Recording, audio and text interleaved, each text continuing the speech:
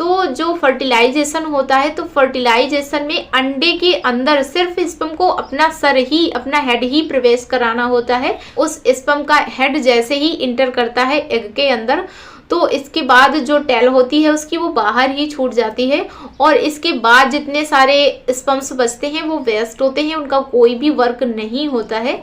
और उस एग को फर्टिलाइज जैसे ही अंदर उसमें पेनिट्रेट करता है स्पर्म, पेनिट्रेट करने के बाद जो उसकी बाहरी वॉल होती है महिला के प्रजनन तंत्र में, यानी कि महिला के यूट्रस में, महिला के गर्भाशय में एक अति सूक्ष्म अंश द्वारा पूरे मानव शरीर का निर्माण होना, ये अपने आप में एक करिश्मा है।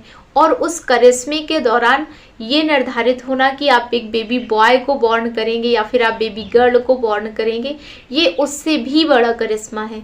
तो आज की इस वीडियो में मैं दिव्या आपको बताऊंगी कि मानव जीवन की शुरुआत कैसे होती है, मानव जीवन की नींव कैसे रखी जाती है, कैसे एक महिला के गर्भाशय में भ्रूण का निर्माण होता है और कैसे उस भ्रूण से एक शिशु का निर्माण होता है, देन आफ्टर हमारा नवजात शिशु बॉर्न होता है। तो आज की इस वीडियो में हम सीखेंगे कि कैसे महिला के गर्भ में भ्रूण का विकास होता है और कैसे एक महिला गर्भ धारण करती है, कैसे महिला जो होती है वो एक शिशु को जन्म देती है।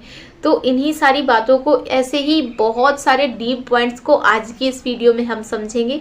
तो आइए सबसे पहले समझते हैं महिला के प्रजनन तंत्र को, क्योंकि जब तक आप महिला के प्रजनन तंत्र को नहीं समझेंगे तो फिर आप उस प्रक्रिया को नहीं समझ पाएंगे, आप उस प्रोसेस को कैसे समझेंगे।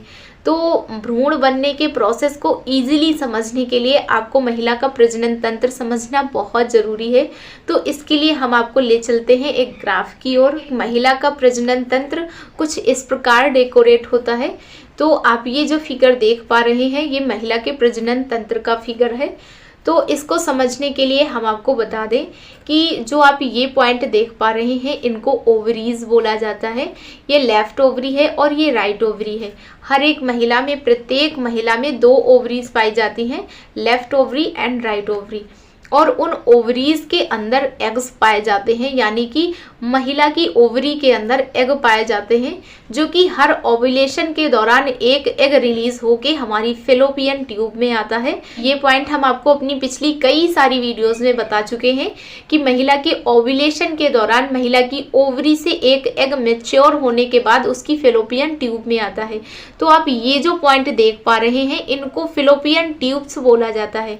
तो महिला की ओवरी एक ओव्यूलेशन के दौरान एक ही एग रिलीज करती है, और ये निर्धारित नहीं होता है कि वो लेफ्ट ओवरी से एग रिलीज होगा या फिर राइट ओवरी से एग रिलीज होगा।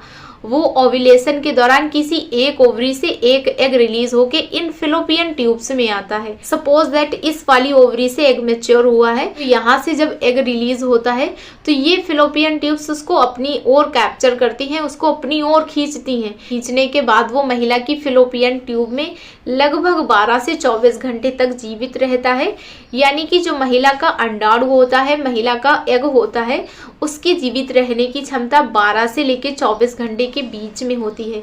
तो इन ओवरीज से निकलने के बाद अगर आपकी ओव्यूलेशन के दौरान इस वाली ओवरी से एग रिलीज हुआ है तो फिर वो इधर वाली फेलोपियन ट्यूब में रहता है, और अगर इस ओवरी से एग मैच्योर होने के बाद रिलीज हुआ है तो वो इधर वाली फेलोपियन ट्यूब में रहता है। तो सपोज दैट इधर वाली ओवरी से एग रिलीज हुआ है, तो ये जो पॉइंट आप देख पा रहे हैं ये एग डेकोरेट किया गया है। तो यहाँ पर वो 12 से लेके 24 घंटे तक स्पर्म का वेट करता है। तो और इसके बाद आप जो ये पॉइंट देख पा रहे हैं इसको महिला का गर्भाशय बोला जाता है, महिला का यूट्रस बोला जाता है। ये हो गई हमारी फेलोपियन ट्यूब्स, और ये जो दोनों आप देख पा रहे हैं इनको महिला की ओवरीज बोला जाता है, इसको गर्भाशय और इसको सर्विक्स बोला जाता है। ये जो आप पॉइंट देख पा रहे हैं इसको सर्विक्स बोला जाता है। ये महिला के ओव्यूलेशन के दौरान एंड पीरियड्स के दौरान ही ओपन होती है, एंड आफ्टर, और हम अगर थर्ड पॉइंट की बात करें तो ये प्रसव के दौरान भी ओपन होती है। तो आइए अब हम समझते हैं कि जीवन की शुरुआत कैसे होती है, कैसे एक महिला गर्भधारण करती है। तो हम आपको बता दें, जब आपका ओव्यूलेशन होता है, सपोज दैट आपकी ओवरी से एग रिलीज हुआ है आपकी ओव्यूलेशन के दौरान, और वो आपकी फेलोपियन ट्यूब में अवेलेबल है। सपोज दैट अगर आप इस दौरान इंटरकोर्स करते हैं, यानी कि अगर आप अपने ओव्यूलेशन पीरियड के दौरान संबंध रखते हैं, कई बार अगर आप ओव्यूलेशन पीरियड से पहले या फिर बाद में भी संबंध रखते हैं तब भी आप कंसीव कर लेते हैं, तो इसका भी एक मेथड होता है, इसका भी एक साइंटिफिकली रीज़न होता है। मेथड हम उसको साइंटिफिकली रीज़न बोल सकते हैं। सपोज दैट अगर आप अपने ओव्यूलेशन पीरियड के दौरान अगर इंटरकोर्स करते हैं तो जो महिला की वेजाइना में सीमन डिपॉजिट हुआ है तो उस सीमेन में लगभग लाखों शुक्राणु मौजूद होते हैं। तो उन लाखों शुक्राणुओं में से हमारे यूट्रस में 1000 ऑफ स्पर्म काउंट ही चढ़ पाते हैं और उन 1000 ऑफ स्पर्म काउंट में से 100 ऑफ स्पर्म काउंट हमारी इस फैलोपियन ट्यूब की ओर और 100 ऑफ स्पर्म काउंट हमारी इस फैलोपियन ट्यूब की ओर बढ़ते हैं। तो अंडे तक पहुंचने के लिए उन 100 ऑफ स्पर्म काउंट में से कुछ डोजन स्पर्म काउंट ही हमारे एग तक पहुंच पाते हैं। सोचिए, लाखों स्पर्म्स में से केवल कुछ दर्जन ही स्पर्म्स होते हैं जो एग तक पहुंच जाते हैं और एग तक पहुंचने के बाद उनमें से केवल 1 ऑफ द स्पर्म्स होता है, यानी कि 1 ऑफ द स्पर्म होता है जो कि हमारे एग को पेनिट्रेट करता है, हमारे एग को फर्टिलाइज करता है। उन डोजन ऑफ स्पर्म काउंट में से जिसकी मोर्टेलिटी और जिसका जो सबसे ज़्यादा हेल्दी होगा, जिसकी पावर सबसे ज़्यादा अच्छी होगी, वही एग को पहले पेनिट्रेट कर पाता है, वही एग को पहले फर्टिलाइज कर पाता है।